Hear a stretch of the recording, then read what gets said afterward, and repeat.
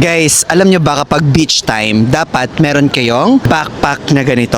Ang tawag natin dito ay waterproof backpack. Ibig sabihin, lahat ng mga important na gamit na ayaw ninyong mabasa, dito ninyo ilalagay. And ngayon, unboxing, mag-check tayo what's in my backpack. Check natin. Ganito siya yung open. Alam nyo na to for sure. Tapos naka-fold siya, naka-fold. Ayan, tapos upo tayo.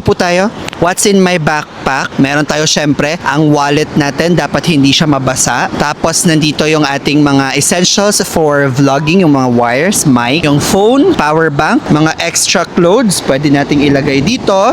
Then, kunwari nasa loob ng mga essentials ninyo na ayaw ninyong mabasa, ang gagawin ninyo ay i-fold lang ng 3 to 5 times at dapat may air. 2, 3, 4. Tapos, ilalock nyo siya. Paano siya dalhin? Pwedeng ganito. Pwede ding i-backpack, guys. Check the yellow basket.